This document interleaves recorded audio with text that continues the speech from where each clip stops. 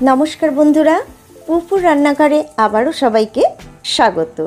आज के आमी बानाबो एलो झेलो निमकी। निमकी तो आमरा कम बेशी सबाई बानिये थाकी, तबे एई निमकिटा देखते एतटाई सुंदर सेटा तोमरा देखतेई पाচ্ছো थामनेले। तो एटा निजेराओ जेमन चायेर साथे खावा जाय सन्ध्याबेला, आबार बाड़ीते अतिथि एले चायेर साथे दुटो एई निमकी दिले अतिथि बेश खुशिई हबेन। और सबथेके बड़ो कथा हलो এই নিমকির স্বাদও যেমন সুন্দর, এই নিমকিগুলো কিন্তু এয়ারটাইট বক্সে রেখে ৬-৭ মাস অবধি খাওয়া যাবে, একদম একই রকম শক্ত থাকবে এটা। তো চলো বন্ধুরা আর বেশি দেরি করব না, আমি শুরু করে দিচ্ছি আমার আজকের রেসিপি। তোমরা দেখে নাও, প্রথম থেকে শেষ অবধি দেখো আমি এটা কিভাবে বানাচ্ছি।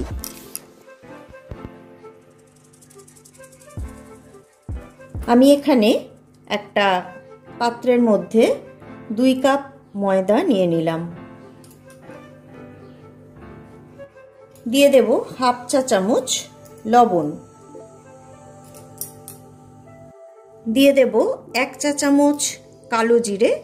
কালো জিরেটা আমি একটুখানি হাত দিয়ে এইভাবে ডলে দিয়ে দেব, তাতে করে গন্ধটা খুব ভালো হবে।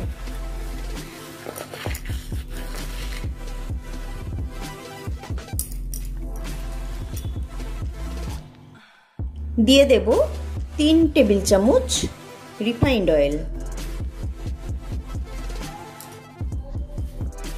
এবারে এই সব কিছু একসাথে ভালো করে মিশিয়ে নেব। আর ময়ানটা কিন্তু ভীষণ ভালোভাবে দিতে হবে। এর থেকে একটু কম তেল দিয়েও করা যায়, তবে এই পরিমাণ তেলটা দিলে নিমকিটা খুব খাস্তা হবে, খেতে খুব স্বাদ হবে। তো দেখো কেমন ভিজে ভিজে মতো হয়ে গেছে, যেহেতু তেলের পরিমাণটা একটুখানি বেশি। তো দেখো এখন আমি হাত দিয়ে এইভাবে ভালো করে ময়দার সাথে তেলটাকে অন্তত মিনিট 5 ধরে মিশিয়ে নেব।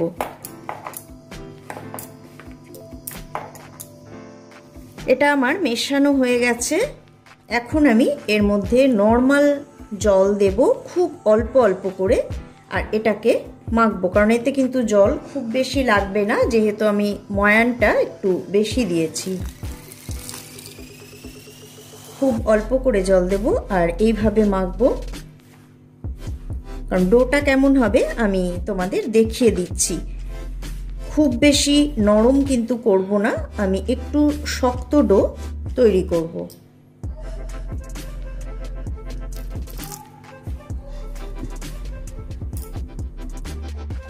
বন্ধুরা দেখো আমি এতে কিন্তু খুব অল্প অল্প করে জল দিয়ে এটাকে মেখে নিয়েছি ময়দাটা।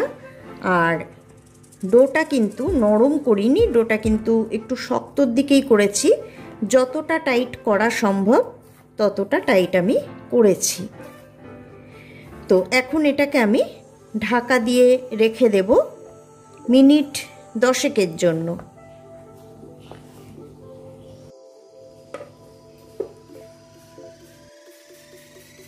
এবার আমি ঢাকাটা সরিয়ে নেব।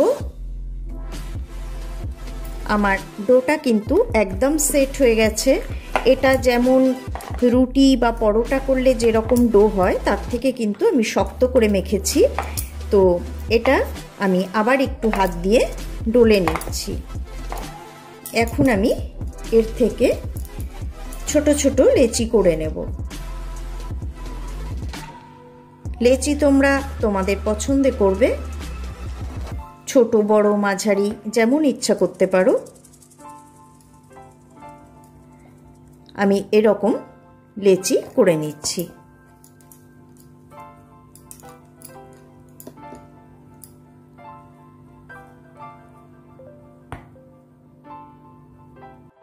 এখানে 2 কাপ ময়দার থেকে আমার মোট 14টা লেচি হয়েছে। এখন তোমরা এটা একটু ছোট বা বড় করতে পারো।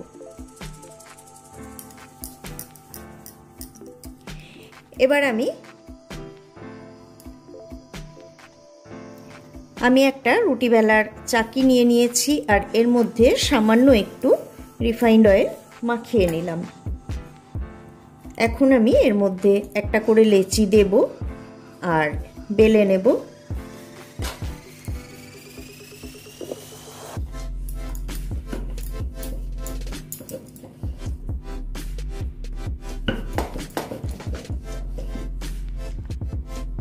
আমি লেচিগুলো একটুখানি পাতলা করেই বেলবো, রুটির মতো বেলে নেব।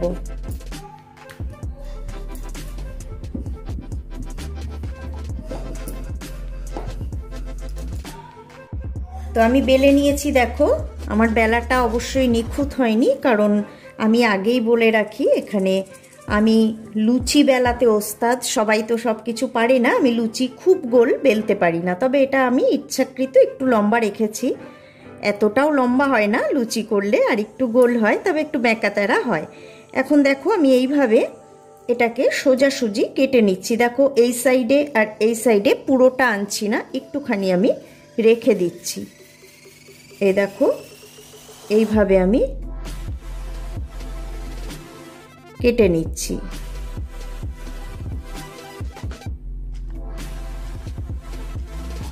এটা শুধু দেখে নাও আমি কিভাবে কাটছি, আর কিছু না, ভীষণ সহজ একটা পদ্ধতি, অথচ নিমকিগুলো দেখতে ভীষণ সুন্দর হয়।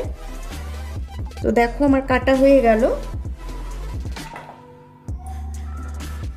এবার আমি এটাকে তুলে নিলাম, তুলে নিয়ে একটু চওড়া করে রেখে নিলাম। রেখে নেওয়ার পর আমি এইভাবে এটাকে দেখো কিছুই না, এভাবে ধরে আমি ফোল্ড করে নিচ্ছি। এই দেখো এইভাবে আমি সবটাই ফোল্ড করে নিলাম। আর এই দুটো দিক একটু হাত দিয়ে এই দেখো এইভাবে চাপ দিয়ে দিলাম। চাপ দেওয়ার পর আমি দেখো এটাকে একটুখানি ফাঁকা করে নিচ্ছি। এ দেখো কিচ্ছু না, এরকম হাত দিয়ে ধরে এরকম করলেই কোনো একটা জায়গা ফাঁকা হয়ে যাবে। এইবার আমি এখান দিয়ে যে কোনো একটা সাইড একটু এইভাবে ঢুকিয়ে এরকম করে দেখো টেনে দিলাম। দেওয়াতে কিন্তু ডিজাইনটা খুব সুন্দর হয়ে গেল। তৈরি হয়ে গেল আমার একটা নিমকি। দেখতেই পাচ্ছ ডিজাইনটা কতখানি সুন্দর হয়েছে। তো এইভাবেই আমি আর একটাও তোমাদের দেখিয়ে দিচ্ছি, ঠিক একই রকমভাবে। আমি কিন্তু এর মধ্যে আর তেল দেব না, একবার দিয়েছি, আর দরকার নেই, কারণ ময়ানটা কিন্তু যথেষ্ট পরিমাণে দেওয়া আছে। তো আমি আর একটাও ওই রকম লুচির মতো বেলে নেব, তবে বেশ পাতলা করেই বেলে নেব। বেলা হয়ে গেছে, দেখো আমি আবারও এই দেখো এইদিকে একটুখানি রেখে দিয়ে এরকম সোজাসুজি কাটছি। কাটবো দুদিকে অল্প একটু রেখে, পুরোপুরি আমি কেটে দেব না, এইরকমভাবে আমি কেটে নেব। আমি একটু সরু সরু করে গ্যাপগুলো রাখছি, রেখে কাটছি। তোমরা ইচ্ছা করলে একটু চওড়াও রাখতে পারো, তাতে কোনো অসুবিধা নেই। এটা নিজেদের পছন্দ মতো পুরোটাই। তো দেখো আমি এইভাবে কেটে নিলাম।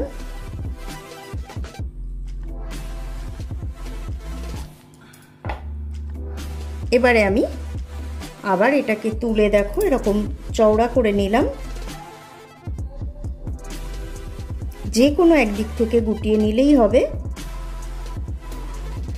এইভাবে আমি গুটিয়ে নেব। হয়ে গেল গুটানো।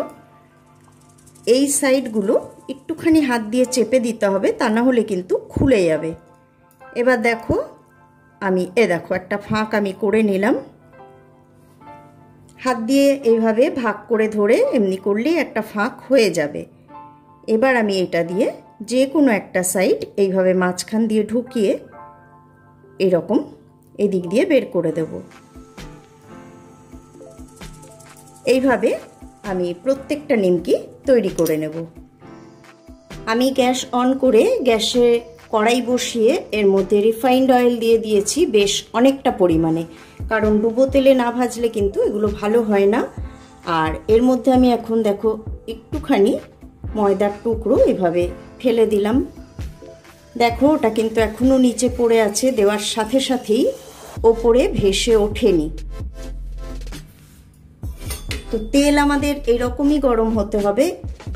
তো দেখো এটা ভেসে উঠতে কিন্তু বেশ কিছুটা সময় লাগছে, এখনো ভেসে ওঠেনি, এইবার ভাজতে শুরু করেছে। তো এই রকম অবস্থাতেই আমরা এগুলো ভাজবো। খুব বেশি গরম হয়ে গেলে কিন্তু নিমকিগুলো ভালো হবে না। তো নিমকির ক্ষেত্রে এক তো ময়ান দেওয়ার পরিমাণ, ডো মাখার উপরেও কিছুটা নির্ভর করে, আর ভাজার উপরেও নির্ভর করে এটা কতটা খাস্তা হবে। তো এটা আমি এখন তুলে নেব, আর এর মধ্যে এখন আমি আস্তে আস্তে তৈরি করে রাখা নিমকিগুলো দিতে থাকবো।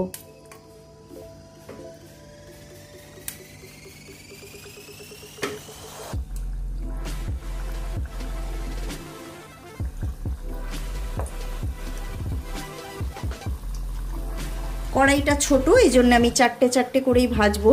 ছোট কড়াই নেওয়ার কারণ হচ্ছে তাহলে কম তেল লাগে, যেহেতু ডুবো তেলে ভাজতে হবে। বড় কড়াই নিলে তেলের পরিমাণ অনেকটাই বেশি লাগে।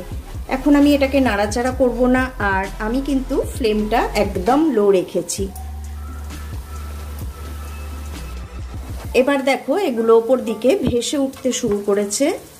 এখন আমি হালকা হাতে এগুলোকে বারবার উল্টে পাল্টে দিয়ে ভাজবো। একটু ধৈর্য ধরে ভাজতে হবে, আর একদম লো ফ্লেমেই কিন্তু এগুলোকে ভাজতে হবে। কারণ ফ্লেমটা যদি আমি বাড়িয়ে দিই খুব তাড়াতাড়ি হবে ঠিকই, তাতে করে ভালোভাবে ভাজা হবে না, ওপরটা পুড়ে যাবে, ভেতরটা কাঁচা থেকে যাবে, আর রঙটাও ঠিকঠাক আসবে না। তো এইভাবেই এখন আমি এগুলোকে উল্টে পাল্টে একটু সময় নিয়ে ভাজতে থাকবো।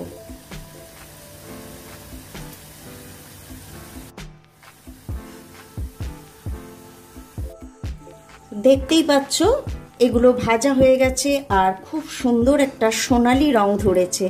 আর ঠিক এই রংটা পাওয়ার জন্যই আঁচটা কিন্তু বাড়িয়ে দিলে চলবে না, লো ফ্লেমে একটু ধৈর্য ধরে উল্টে পাল্টে এগুলোকে ভেজে নিতে হবে। একটু সময় সাপেক্ষ, একটু সময় লাগবে। এরকম সুন্দর দেখতে যদি চাও তাহলে একটু সময় নিয়ে এগুলোকে ভাজতে হবে। তো এগুলো ভাজা হয়ে গেছে, এখন আমি এগুলোকে তুলে নেব। নিয়ে আমি একটা প্লেটে তুলে নেব, নিয়ে পরবর্তী লটগুলো আমি এইভাবেই ভেজে নেব।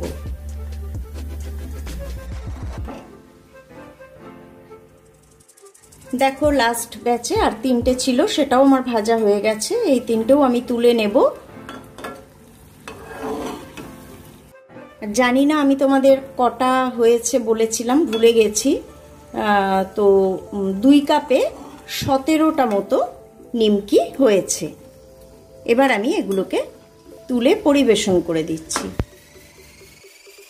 তৈরি হয়ে গেল এলো ঝেলো নিমকি। তোমরা দেখে নিলে, তোমরা অবশ্যই বাড়িতে ট্রাই করো। আর আমার আজকের রেসিপি কেমন লাগলো অবশ্যই কমেন্ট করে জানিও। ভালো লাগলে একটা লাইক করে দিও। আর যে বন্ধুরা আমার চ্যানেলে নতুন, তারা যদি আমার আজকের রেসিপি ভালো লাগে তাহলে আমার চ্যানেলটা সাবস্ক্রাইব করে পাশের বেল আইকনটা প্রেস করে আমার পাশে থেকো। আজকে বিদায় নিচ্ছি, আবার দেখা হবে পরের পর্বে। সবাই ভালো থেকো, সুস্থ থেকো, সাথে থেকো।